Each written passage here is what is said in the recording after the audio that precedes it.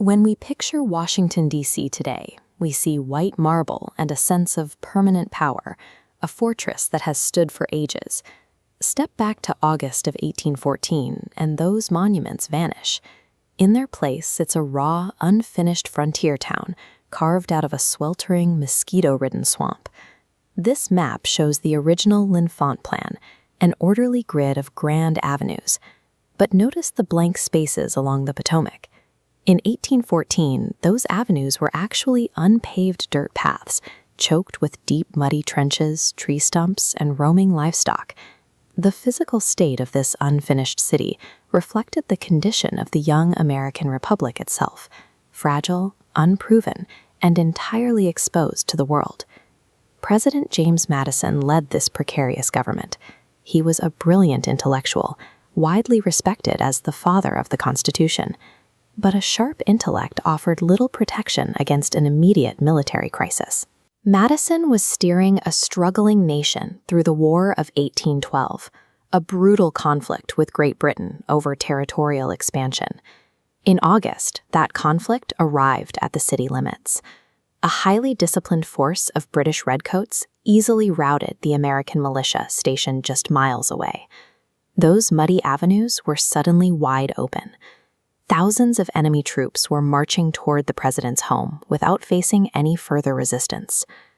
Madison had spent his life drafting the blueprint for the American government. Now he watched the physical home of that government face the threat of total annihilation. As the British marched in, the capital collapsed into absolute panic. Politicians, soldiers, and everyday citizens scrambled to escape, clogging the dirt roads with overloaded wagons as they fled into the surrounding countryside. Inside the president's house, First Lady Dolley Madison had only hours to react.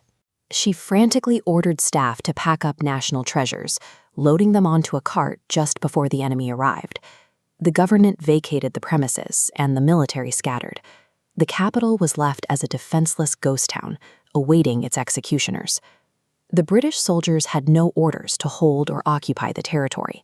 Instead, they came to execute a calculated act of retaliation for earlier American attacks in Canada. They marched to the half-built United States Capitol building, smashed the windows, and methodically set the interior on fire. At the president's house, the soldiers found the dining room table still set with food left by the fleeing Americans.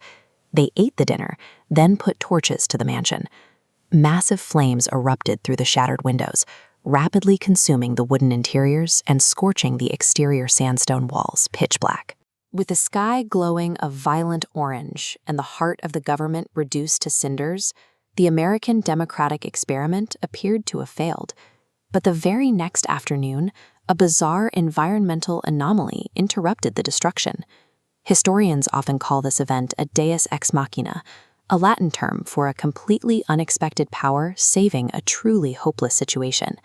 A massive freak thunderstorm, packing the intense, howling winds of a hurricane, slammed directly into the burning city. The torrential rain extinguished the fires, while the winds ripped roofs off buildings, killing several British soldiers and forcing the remaining army into a frantic retreat to their ships.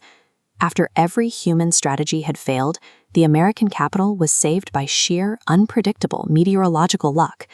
The storm left behind a city of blackened, smoking ruins. The foundation, however, had survived its ultimate stress test.